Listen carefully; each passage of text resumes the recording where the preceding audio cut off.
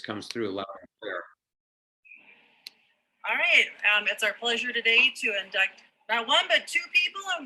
The first person we would love to induct into the club is Dale Rings. He is a former member of Rotary at the Bellingham, Washington Club and past president in Rochester, Minnesota. He is retired from the Mayo Clinic as a senior health administrator, and he served in Kansas on the National Guard. He enjoys singing, reading. You're an auto enthusiast, right? And he's looking forward to getting involved with education programs and meeting new people. And I am a sponsor, and Bill is your mentor, and Bill has a few things for you. Okay, most importantly, we have the Rotary pin for the club. All right. And the official indoctrination is Rotary hat. That will help keep the sun out of your eyes too. There we go. Yeah. And then we also have a folder for you. Inside the folder is your certificate and some other information on the club. Okay. And there you go. Welcome. Thank you. All right. Thank you. Looking forward to it. Thank you, Wonderful. Dale. Okay, very good. Thank you so much. And again, welcome, Dale. You'll have your new member coming up a little bit down the road. And now, as fast as I can maneuver here, hold on just a moment.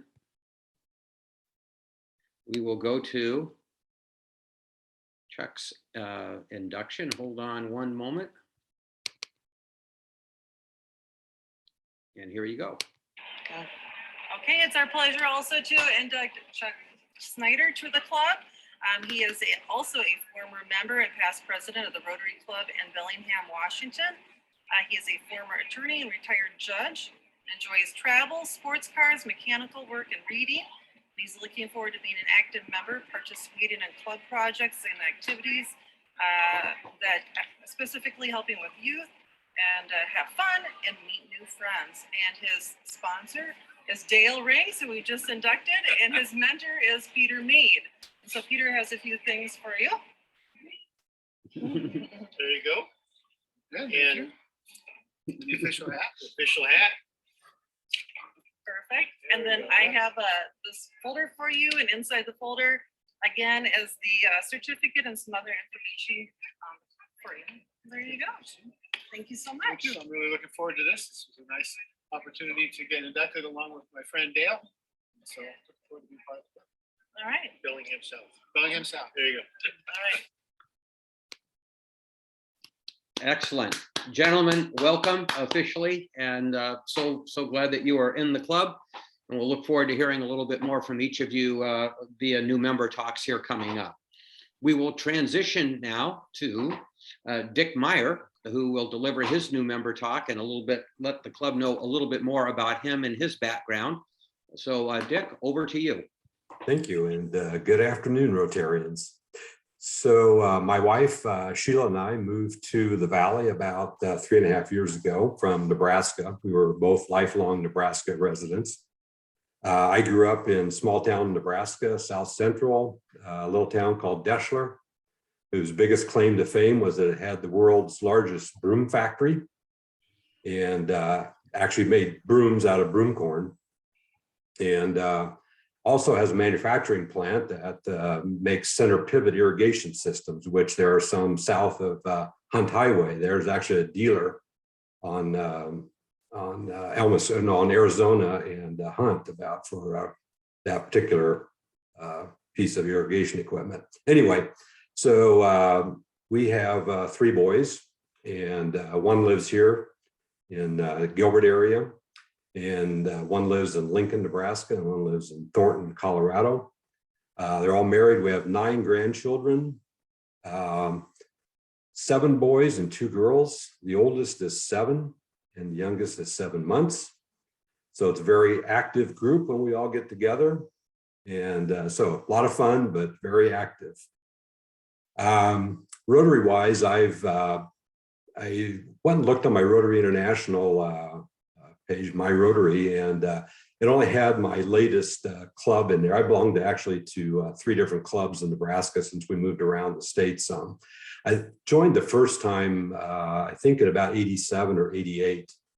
and belonged to clubs in Holdridge, Columbus, Holdridge again, and then Kearney. And we moved here from Kearney, like I said, in 2018. And I've been a club president, also been on district committees for a youth exchange. And for a vocation, I've been in education all my life. Most of my life, I've been a K-12 principal. I've been principal at all levels, from K through 12. Most of that time I spent in middle schools, but I did finish my principal part of my career as a high school principal.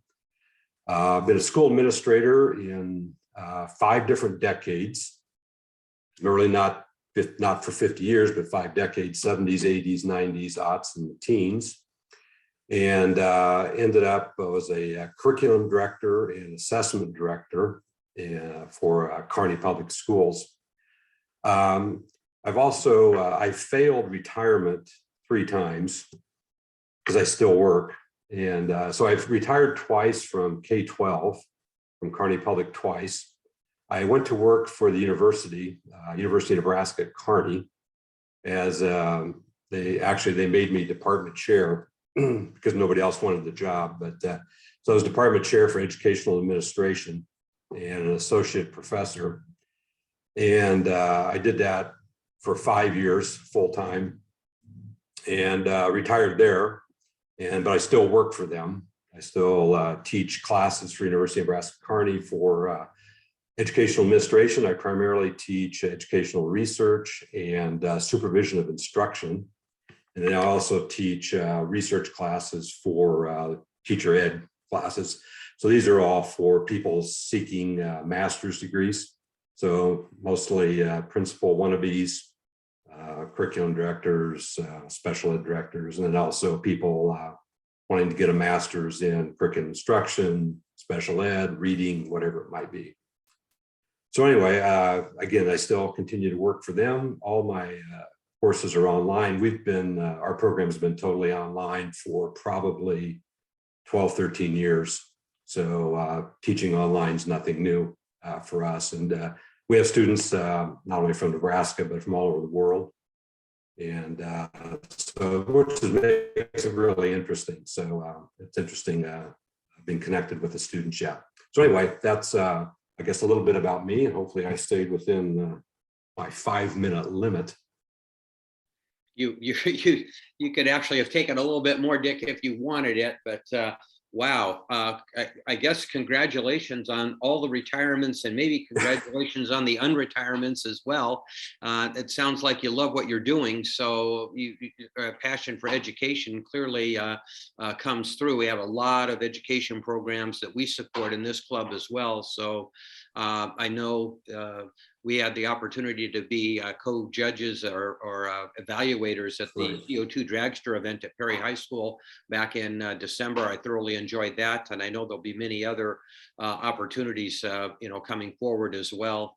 I believe you're involved on the silent auction activity quite a bit also. So thank you so much for quickly engaging after having joined our club, and officially, again, welcome. Thank you. Appreciate it. You bet. Okay. Gary, good to see you. I think, have anybody else at? I'm jumping around here on the screen. I think we're good. So let's turn it over to Judy, who will introduce this week's presenter, Lisa. And Lisa, I'm going to allow you to share your screen here. Let me get through the security hoop here. Okay. Judy, go ahead.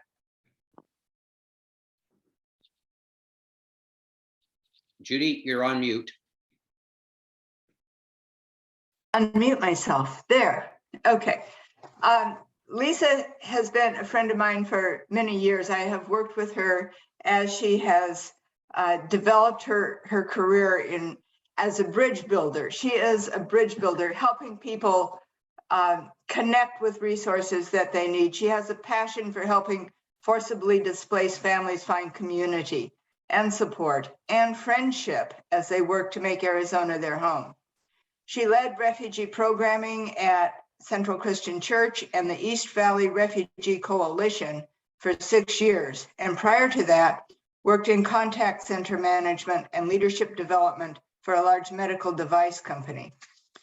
Her years in leadership, training, management, and ministry have culminated in founding a nonprofit, Matthew House, in 2021. Matthew House is focused on equipping, empowering, and caring for our newest neighbors through housing subsidies, English language classes, tutoring programs for students, and mentoring relationships for newly arrived families. Outside of her work, Lisa enjoys traveling and Scott and spending time with family. So welcome.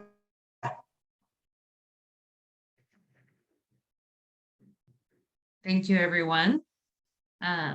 I appreciate that, Judy. Yes, I've had the opportunity to work with Judy for quite a few years. She actually helped educate me in the world of refugee resettlement. So I'm grateful to she and Roger for the work that they've done with members of our community. I'm going to go ahead and share my screen here, so bear with me 1 second. And I'm going to try to put this in slideshow mode.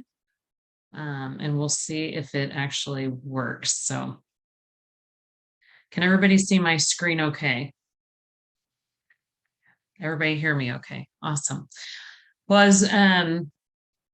as Judy said, I have had the opportunity to work with the forcibly displaced community. Locally here, we recognize them as refugees, but forcibly displaced people are individuals that by not of their own choosing are forced to leave home.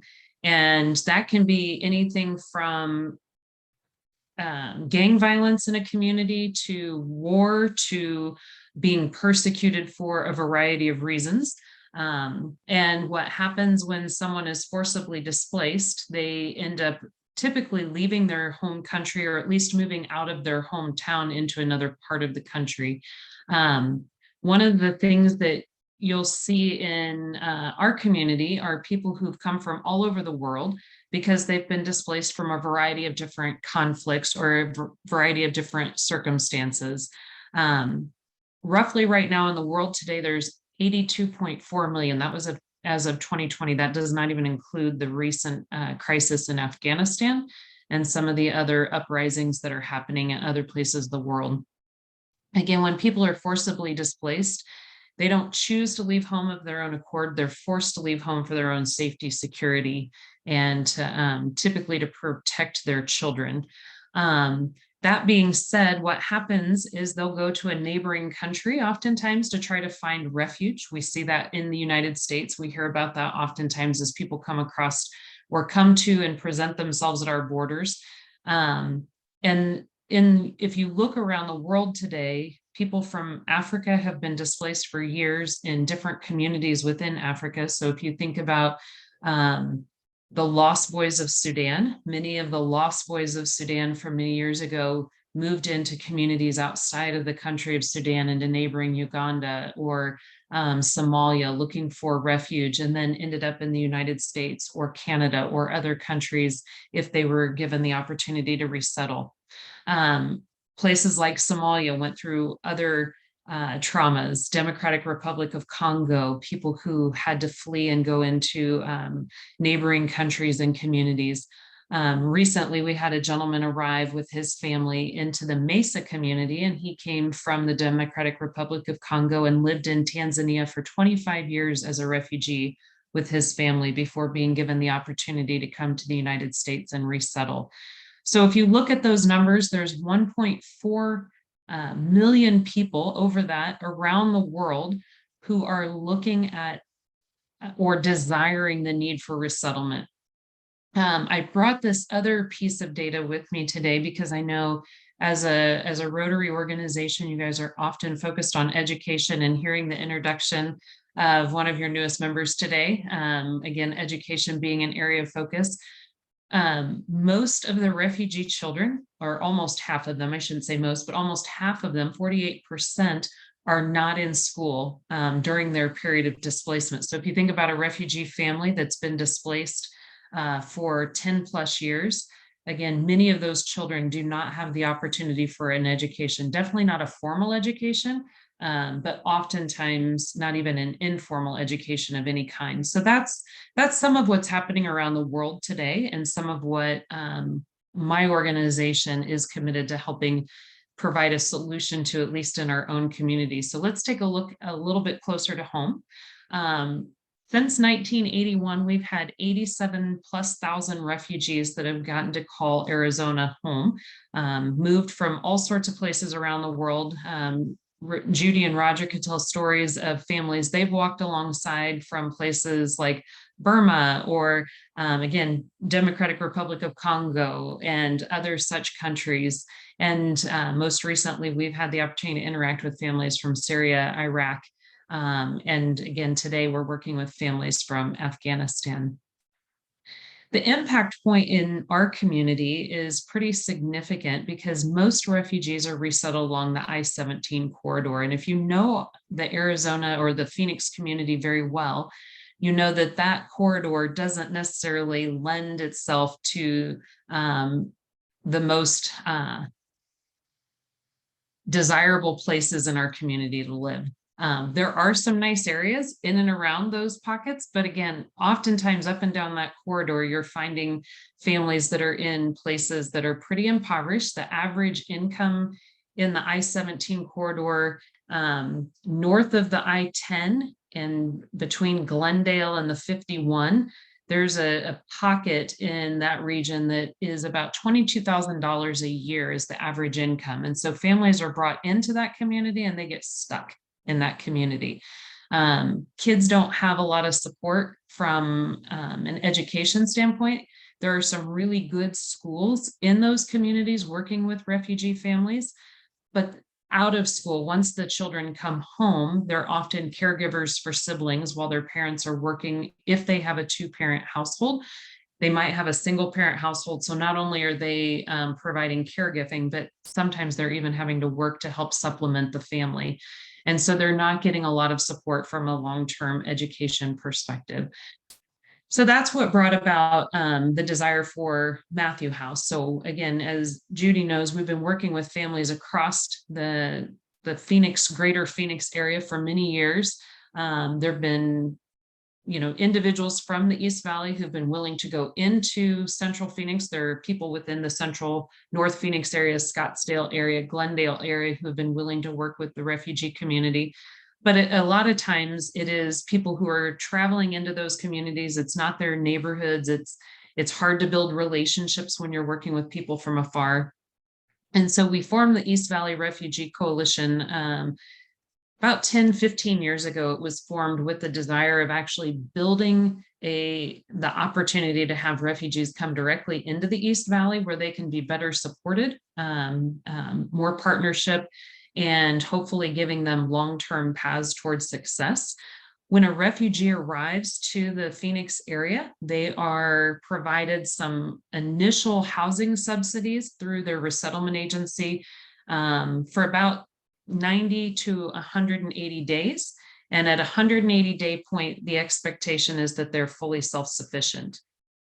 As Judy and any of the rest of you who've worked with refugees can attest to, if you just think about culture shock alone, coming into a country that is very different from your home country, and for those of you who've traveled internationally and lived abroad, you know that culture shock timeframe is about 6 to 12 months. So to expect people who don't know our language, who may have had significantly disrupted education, maybe very little education, very little job skill opportunity in some cases, the opportunity to be fully self-sufficient in 6 months is not realistic at all.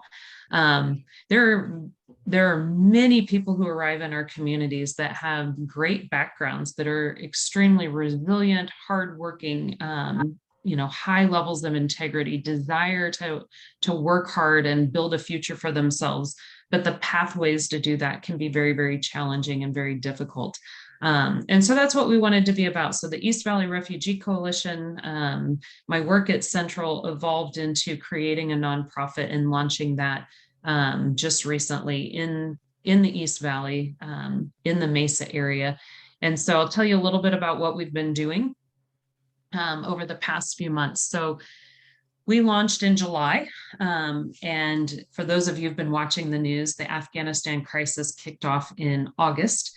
And we had families arriving in our community as early as September. And so because of some opportunities I had had working in partnership with the International Rescue Committee team that is actually housed out or offices out of Glendale, we were able to bring some East Valley community members alongside families that are living in hotels in the East Valley area. So we've been working with these families for now 18 weeks, and providing everything from just friendship and support to serving meals on a daily basis to actually ESL curriculum that we're offering for some of our younger students and high school students. The center picture that you see in this one is actually a group of young men that actually started high school today.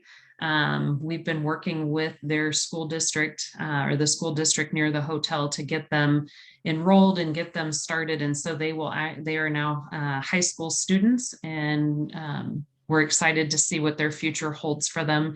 These are a bunch of bright young men who actually had some language skills that are going to make them very, very successful as they transition into life in the United States. And so they started high school today.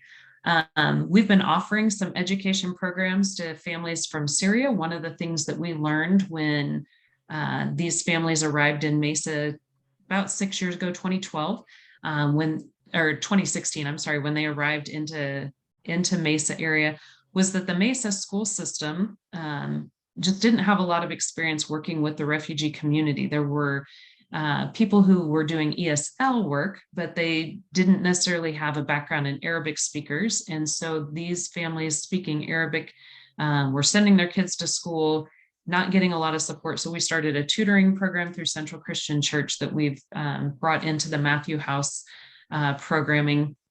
And so a couple of the pictures you see off to the left of your screen are some of the students that have been involved in that program. And we've been offering that since 2017, and we've been working through one of the elementary schools in Mesa to offer an after-school program. And then we offer tutoring programs outside of that. Judy's been a part of some of the adult language curriculum that we've been doing for years. We have been doing an English talk time class for quite some time. That was offered to some ladies from Syria back in 2016 when they first arrived. We've since transitioned that to an adult program meeting needs for males and females. And so we have language coaches that come and work with individuals at their level. So it's a leveled program beginning with introductory level language all the way up to level 5, people who are working on building language skills that would help them with recertification for jobs or potentially college curriculum. And so that's something that we've been doing, again, through Central Christian Church, now through Matthew House. And that's been ongoing for quite a few years. And so we're excited to continue offering that. We are opening our doors in the Mesa area, our new offices at Greenfield and Southern. We'll be doing an open house next week, and then we'll actually be offering our first programming later this month and into the beginning of February through that facility. And then again, we've just been working to help meet needs of our friends from Afghanistan that have recently arrived, and again, walking alongside some new families that have come into the Mesa community over the last few months. So we have some new families from Syria, some new families from the Democratic Republic of Congo, and again, just helping them through their cultural transition to life in the United States, helping them with some language work so that they can actually communicate in our community, and helping them with some mentorship, friendship, and again, with students with their schooling. So that's what we've been doing. We anticipate with these families from Afghanistan, housing supports, trying to find places that they can reside near job opportunities that are very viable. Many of the men that we're working with were pilots in their home country. We have women who were teachers and were professionals in the work environment prior to having to flee Afghanistan. So we're trying to get them equipped so that they can be doing some similar work here in our own community and feeling like they can make Mesa Phoenix home in a way that's meaningful to them. So that's the work that we've been involved in. That's what we're doing. You probably have people all around you that maybe you didn't even know were refugees, didn't know that they had come from other places. There's businesses and establishments in our community that were started by refugees over the since 1981, since they've arrived in community, and maybe didn't even know that that's how they had arrived here. So definitely, though, there's a rich tradition and history in our community and across our city of supporting families that have had to flee some very violent situations and very difficult circumstances and helping them make our community home. And so that's just a little bit of an overview. I wanted to leave enough time for questions because I'm sure, depending upon your knowledge and experience, you might have quite a few, and wanted to really leave this very open for questions more than me lecturing at you and sharing information. So, well, Lisa, thank you so much for that. Raise your hand and I'll call on you. Take yourself off of mute if you have a question. Lisa, thank you so much for what you have done and are doing. I'm just curious, in the period of time that you've been involved in these type of activities, are there any key employers in town that have somehow been able to partner with you or with IRC and helping bridge the finding a job when refugees arrive into the Valley? yeah, it's a great question. One of the things that we find is that for many refugees, because they arrive without language skills, if that's their reality, the job opportunities can be very limited. And so there's a few employers that the refugee resettlement agencies work with pretty regularly, but they are and the challenge with those jobs, the good of those jobs is that these are employers who are willing to work with people who don't speak the language. So a couple of the key employers, one is at the airport. It's a fleet company where, like Avis rental car or Hertz rental car, when you return your car at the airport, someone picks it up from you and drives it down and cleans it up and gets it ready for the next person to rent. Those are often refugees.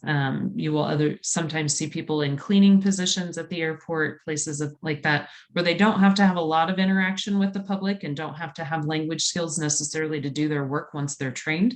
And then another employer in Central Phoenix area, there's some warehouses, but I think it's Papa John's. They have a central facility where they prep out all of their foods that then get sent to their restaurants. For the restaurants to actually bake the pizzas and deliver them out. That's a large employer in the Central Phoenix area. So those are some positives, right? Those are some employers that are willing to work with the refugee community. The challenge for many of those employers, or for the refugees working in those employment situations, is that they don't get the opportunity to learn the language doing that work.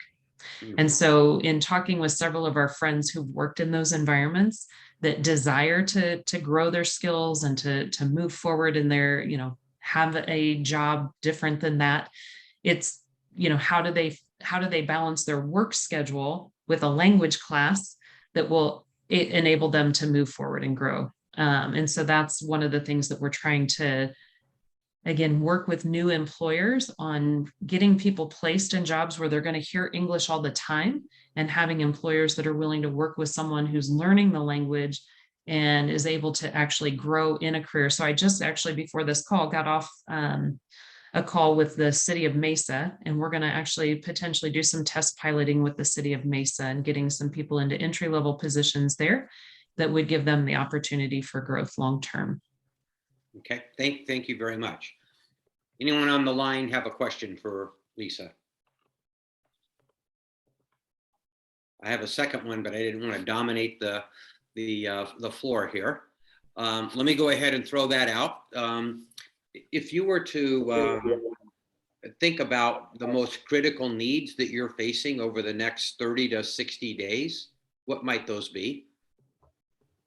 Well, the first one I'll say is housing. Housing is a critical need right now. As you guys know, the rental market and the housing market in the Phoenix area is extremely challenging right now. And so when you look at a family that's arriving that, again, has very limited language skills, the reason the I-17 corridor is the predominant place that people are housed is affordability. And when a refugee arrives, they can't immediately move into Section 8 or public housing. They are a legal resident, but just like you and I are legal residents here in the United States or citizens of our country, we have to go through a process to be eligible for that type of housing, which means you have to have 6 pay stubs through your employer, meet income requirements, and then you have to go on a wait list, which means you're typically waiting for 18 to 12 to 18 months, I would say at minimum, for an affordable housing option to come available. So if you get placed in a $1,500 a month rent apartment and you're making $1,700 a month, your bulk majority of your income is going directly to rent with no room, right? No wiggle room. And so that's part of the thing that my organization is working to do, is actually provide subsidies for families. So we're privately funded so that we don't have that government restriction, and we can help families bridge, as Judy was talking about, bridge that gap between when they arrive and when they can actually reach that place of getting some subsidy. And then our goal is that they don't stay in public housing long term, right? That's just a stepping stone to a longer path through employment, through job coaching, language coaching, whatnot. But that is the key need that we have right now, is just housing that is in safe communities, in areas where we can put larger families of like 11, because we have several families that are 9, 11, and again, finding an apartment is very, very challenging for them. Okay, thank you. I've got a follow-up when this is done, based on a lead that actually came to me late last week from another Rotary Club. Awesome. We'll talk about that here in a moment, but let me throw it back open to the group. Any other questions for Lisa? Lisa, how many people are working with you or for you at Matthew House, or volunteering for you? I'm not sure how to frame that in terms of. Well, we're all volunteers. So I have a team of 4 people that we are quote unquote staff, but not unpaid staff, part of the organization, plus our board, which is another 6.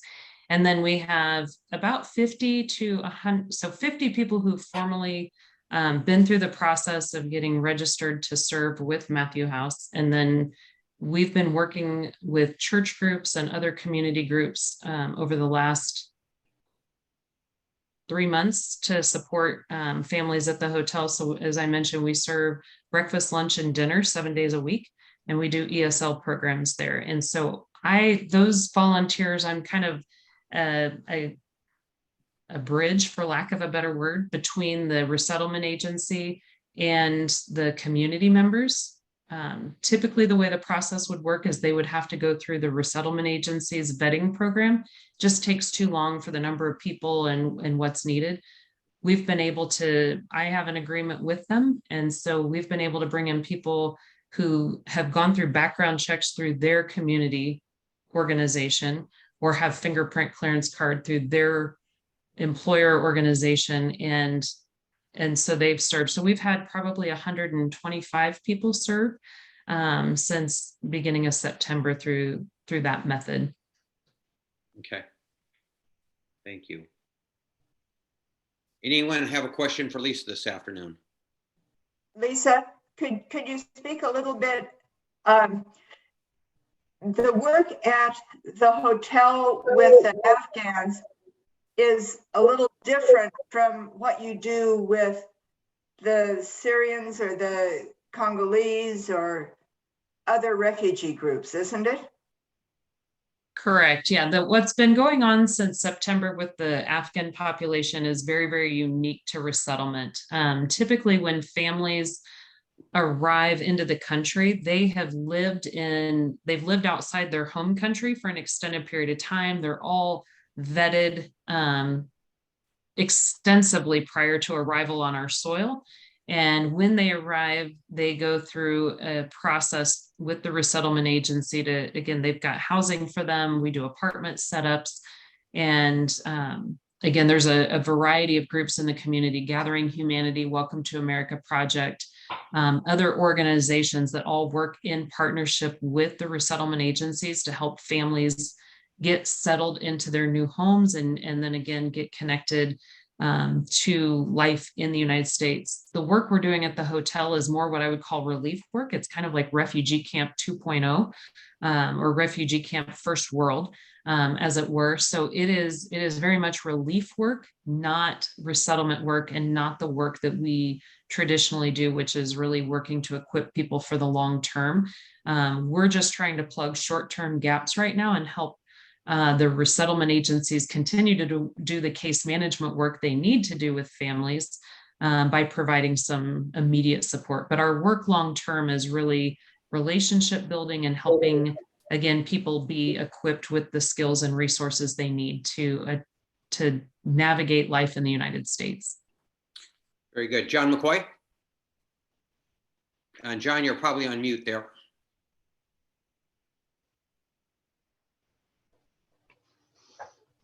How's that? Good. We hear you. Go ahead. My goodness. Learned a new skill. Turn off the mute. This goes back a number of years because I worked in Southern California in a school district on the coast next to a major Air Force base where we got large numbers of Southeast Asians when that began to unwind into our communities. And of course, they came in with nothing, no language skills whatsoever. The kids were pretty good, but do you have that experience also, bring them in and trying to put them into a public school environment in which they are totally lost and nobody speaks their language and they don't speak ours? Yeah, that's a great question and a great observation. Yes, that's actually why we started our tutoring program, was for that very reason, because the kids came into the school and again, did not have the support resources through the school. There wasn't the dedicated time from each teacher to be able to work with the students at their level and get them up to speed. We had kids saying, I'm getting all F's, and, didn't even understand that an F was bad, right? Like their parents didn't know, they didn't know, they were like, I see all these F's. And so that's why we started the tutoring program in the Mesa area. There's some really good schools in Central Phoenix because there is such a large population of refugees there. There's a Valencia newcomer school that is geared toward helping people actually acclimate when they first arrive, and then maybe move into one of the other public schools nearby. But that's because there's such a high population in that area that they came up with a unique program to help meet that need and address that. We're not quite there yet in Mesa, so we work one-off with each of the schools, or, again, if there's a school in Gilbert that we're aware of. We have several students that are at a Great Hearts Academy, and we've been working with them for quite some time because that's a really high-skilled program. And the students are really good. The parents actually have English to be able to help, but not to the degree they need for that level of school curriculum. So just being able to have English speakers and individuals who are willing to work with them is important. Well, we found oftentimes, because the Southeast Asians had very little education whatsoever, but if we could teach the kids English, they would teach their parents. Yeah, I wouldn't say that it works quite as well as we would like it to in that regard. But I do have one family, and they're super cute. There was a young man from Syria who arrived in a wheelchair. And when he got here, he was adamant. He was learning English, and the whole family had to speak English. No one could speak anything but English. And, his family's pretty good at English today because I'm not going to talk to you in Kurdish. I'm not going to talk to you in Arabic. I'm only going to speak in English to you. So you're right. When you have a dedicated kid wanting to learn the language and wanting to help their parents learn, it can happen. So that's good. Well, Lisa, thank you so much for joining us this afternoon. Really informative. I will use Judy as a conduit. If members do want to get some hands-on experience with helping serve the food one day of the week or days of the week, I don't know if that's still an opportunity. There may need to be background checks and other things, so we'll work that out. But feel free to stay on the call till the top of the hour as we wrap up our meeting if you would like to. I do need to share with the group that I was approached by the Gilbert Rotary Club. with an opportunity to work with 7 other Rotary clubs in the East Valley who are going to band together and furnish an apartment for a family of 8, I think it is. There's mom, dad, no, 4 kids and a baby. My math is horrible. I'm sorry, 7. They want to time it actually in April, not far from Rotary Week of Service. And we're in the very early stages of this, but a woman at Diana Tacey at the Gilbert Club has even gone so far as outlining Mesa, Mesa West, Mesa Sunrise, Gilbert, Superstition Springs. There's an Interact group that's going to be involved, Chandler Horizon and Sun Lakes. As a proposal, if you're interested, we'd love to band together and basically take a room of the apartment or an area of the apartment, whether it be kitchen supplies or bedding and linens or furniture, family room, et cetera, et cetera. Candidly, my initial reaction was, wow, what a amazing opportunity to make a difference. And Rotary Week of Service is in April, and it's a focal point for the entire state to have all Rotary clubs pick a project and have it be very highly visible. Personally, I think 7, 8 Rotary clubs ought to be able to do more than one apartment, but we'll work on those details as we go forward. And I would very much be interested in feedback from our club members. The local charity and giving committee looked at this last Friday evening for the first time.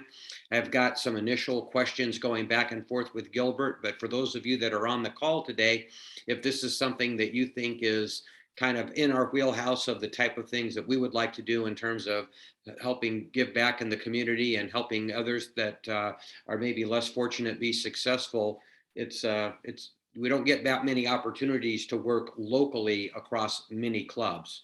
We get to partner and be involved in global grant projects where there's multiple clubs, but a lot of times many of those are outside of our immediate geography, if you will. So that's coming up. If you have thoughts on that, you want to drop me an email or a note, give me some feedback, you can put it in the chat room or follow up with me afterwards. But for our club, stay tuned. I think that's something that's got some real interest. I know Ed Anderson is trying to help provide leadership in the East Valley from his AG role.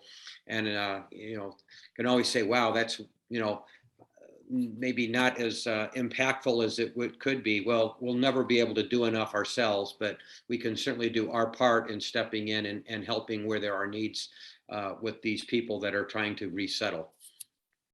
So that's more to come on that in the near future. Again, Lisa, thank you so much for being with us this afternoon. Greatly, greatly appreciate it. Thank you all. You bet. Okay, couple of follow-up items before we wrap up with a little bit of happy sad at the end of the meeting. Fireside chat last evening. Stephen, I think you were there. I don't know if anybody else on the line was there. Did it go well? Any feedback for the group? And you'll have to take yourself off of mute if you want to comment. Yeah, so kind of for the group at large, the membership committee, so with Dave Voncio, Chuck Hawkins, and Leo Schlueter, they got together and developed these fireside chats, as we're calling them, just to kind of get our newer members that we've been having just in mass droves coming in, which is absolutely amazing. But there's a lot of information that we need to disseminate. So they put together these kind of small group organizations or small group conversations. And so I attended the first 3. And so I got to see everyone that's involved. And I shared just some real quick information about how our club raises money, and then some of the really great things that we do to spend that money. I felt, coming from my standpoint, I felt like it was an absolutely amazing turnout each meeting. Last night was incredibly fantastic. I know Chuck Schneider was there. Now let me have you be quiet for a moment, because I don't want to make sure that people that other than you, it was a big thumbs up for you. Yeah. Chuck, Dale, anybody else on the line that was there last night have a comment? Yeah, that was very helpful. We had, I think, 10 people there or so. So it's a good way to meet and start to put names and faces together and learn about their backgrounds. Very, very helpful. Yeah, I would second that. I enjoyed that a lot, and I saw some faces on this call that I recognized right away that we had seen last night. So it just sort of helps to reinforce that. But it was very informative and nice to get to meet some of the new members. I think it's a great thing to do, and I'm looking forward to going to another one. Yeah, same here. I thought it was a really great way to get everybody connected and of some of the faces that we see at the meeting. So good meeting. Yes. That is great news. I know some other people on this phone have been on prior fireside chats. So we had a couple in the fall as well, and there will be more to come. So Christine, membership committee, I think maybe Bill McCoach, Dave Ancio. I'm not quite sure how this idea initially came to the surface, but kudos, and I really appreciate those that are helping organize and put this together. A couple other items, reminder, our new date for the foundation dinner for celebrating Rotary Foundation as well as Foundation 2000 will be February the 22nd. You should have an email invite for that to verify that will be. It's a Tuesday evening in lieu of our club meeting that week, and it will be at Palo Verde. The decision on the January meetings, we're going to Zoom until I can get kind of a confirmed attendance north of 21 people coming into the Saguaro room. Cottonwood Catering has pretty much said that's the low end of what we can do to put together a meeting for you with the food service and what have you. And I'm not at all wanting to arm twist people if they're not ready to do that and they prefer to be remote. I get it. But guys, this is just going to come down to mathematics. If we don't have enough to meet in person, we will be meeting remote until we can. And there's an element of concern for safety, as well as some people are traveling, some are heading out of town, some people just prefer to Zoom only, even if we weren't having the concerns that we are right now. And so please feel free to send me a note, give me your thoughts on this, and I may be reaching out if I haven't heard from some people on this topic, but I will work hard to get us back in the room as soon as we can, but we've got to meet that level of attendance. And I get the fact that it's sometimes real convenient, particularly dark, cold mornings in the middle of January. It may be a lot more fun to Zoom than it is to get in the whatever vehicle and head to in-person meeting. Okay, we are not going to cover any birthdays or anniversaries because the next ones are much closer to the next meeting, which will be on the 18th. So we'll keep that in mind as we go forward. We're going to wrap up here with happy, sad before we close out with the four-way test. Does anybody have anything they would like to share today? I am happy. I'll start. I tested positive on Saturday, very mild, hardly any symptoms whatsoever, but my wife celebrated that news by leaving town without me. And she tested negative and is doing just fine and says, I'll be happy to come back in town as soon as you're completely past your 5-day window. So that was certainly a great support there. So $10 for me on that one. Anybody else have a happy, sad today? Yeah, John, I'll do 15 along the same vein there. So I tested positive a few weeks ago and then tested negative. So on Thursday and then also on Monday. So COVID free is the way to be. I've got $15 for that one. All right. Congratulations. And did Kate ever come down with it or just you and Kimberly? No, just me and Kimberly, which is completely odd. Who knows? Oh, well. Anybody else happy, sad today? David Mork and then Val Crump.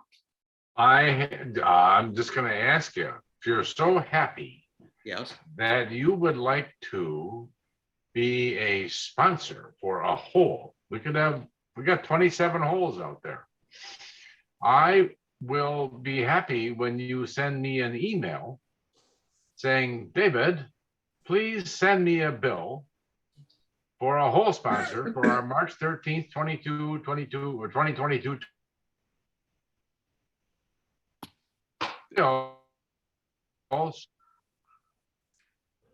Poor David's line just froze up. I think he's got a weaker connection. You will be a club runner, and you can. I do, yeah. Yep. All right, Go ahead. You can tell them. I will. I just billed you and Mark while we were doing this Rotary Club. I noticed that. I said on the golf committee meeting that I talked to Mark Staples in Florida. He's going to do a whole sponsor, and I will do one as well. And during the meeting tonight, I got my bill via Club Runner from David. So the process works. Good job. Val Crump. I'll donate $20.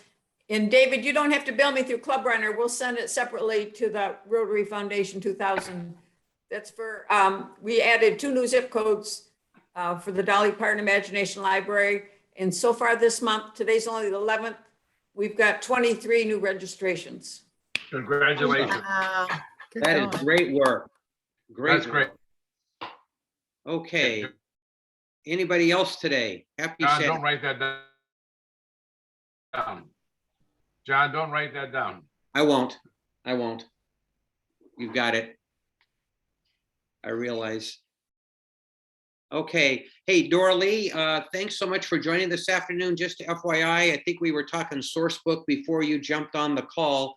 Doesn't look like the source book materials are going to be available until into early February. So I am meeting tomorrow afternoon with Allie Gieselman, and I'll keep her up to speed, okay? Sounds good. Okay. Very good. Okay, going once, going twice. David, Bye-bye. He's going to Mexico. Be safe travels. Everybody else, thank you so much for dialing in tonight. We'll close out with the 4-way test. I know everybody knows the 4-way test, so when I call on somebody to help share that with me, they are going to be ready, correct? Yes, they are.